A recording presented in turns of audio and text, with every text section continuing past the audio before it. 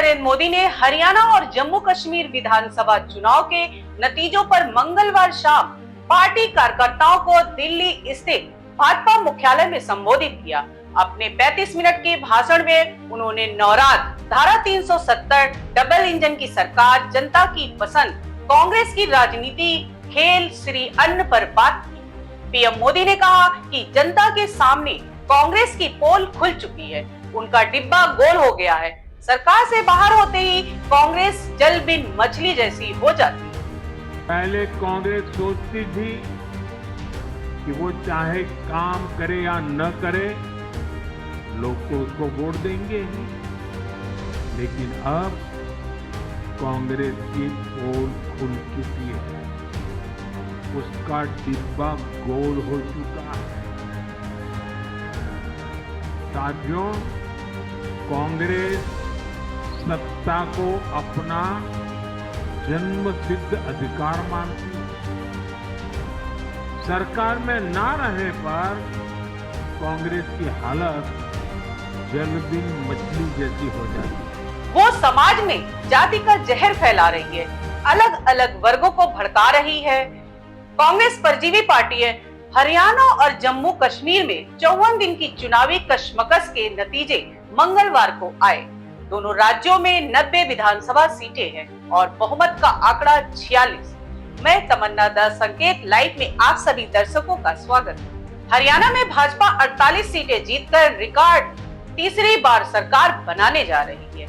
राज्य में अब तक किसी राजनीतिक दल ने लगातार तीसरी बार सरकार नहीं बनाई है। जीत का सेहरा बंधा चुनाव से 200 दिन पहले मुख्यमंत्री बनाए गए नायब सिंह सैनी के सिर।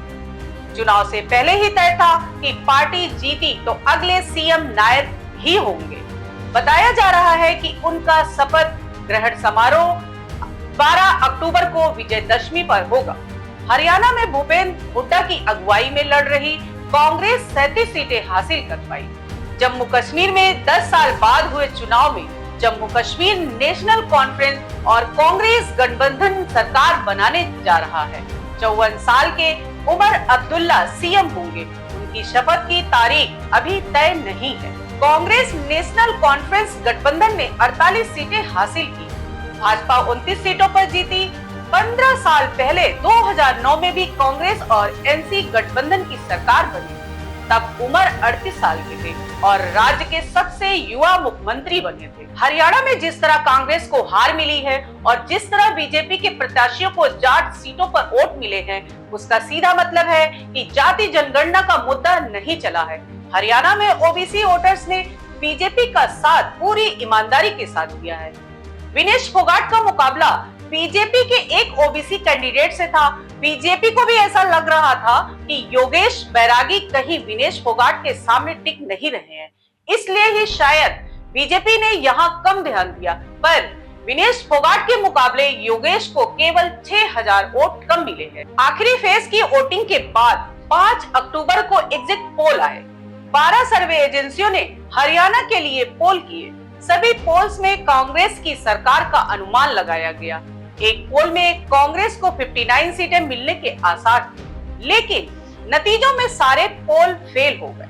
90 सीटों वाली हरियाणा विधानसभा में भाजपा 48 सीटें हासिल कर सत्ता में पहुंची। हरियाणा और जम्मू कश्मीर विधानसभा चुनाव के नतीजे तमाम विश्लेषणों और सर्वेक्षणों को धता बता चुके हैं। चुनाव पश्चात हुए सभी सर्वेक्षण हरियाणा में कांग्रेस की सरकार, कांग्रेस की शानदार विजय और भाजपा की बुरी हार घोषित कर चुकी। जम्मू कश्मीर में त्रिशंकु विधानसभा का अनुमान लगाया जा रहा था, मगर नतीजे उसके ठीक उलट आए।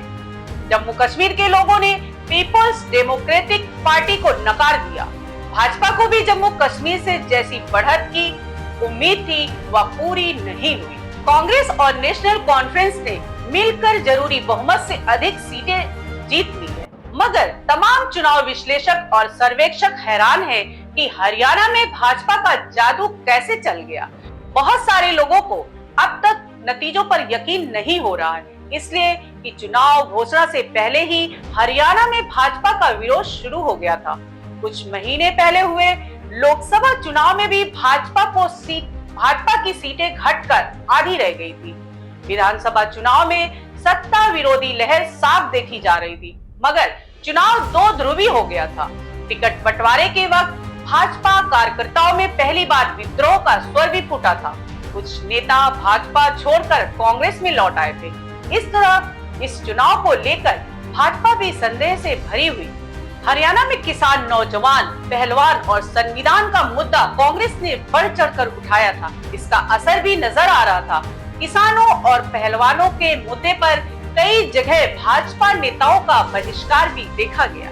इसलिए जमीन पर यही लग रहा था कि कांग्रेस भारी बहुमत के साथ वापसी करने जा रही है, मगर नतीजे भाजपा के पक्ष में आए। जो भाजपा पिछली बार 40 सीटों पर सिमट गई थी और उसे जजपा के साथ समझौता कर सरकार बनानी पड़ी थी, इस बार उसे स्पष्ट बहुमत मिल गया।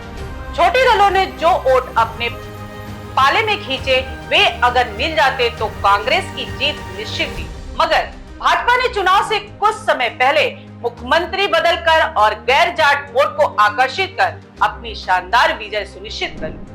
हालांकि दोनों राज्यों में सरकारों के सामने चुनौतियां कठिन है। हरियाणा में भाजपा के लिए विश्वास जीतने की चुनौती है, तो कश्मीर में केंद्र के साथ तालमेल बनाए रखने। अगर आपको हमारा आज का वीडियो अच्छा लगा हो तो हमारे इस वीडियो को लाइक करें, चैनल को सब्सक्राइब करें। धन्यवाद।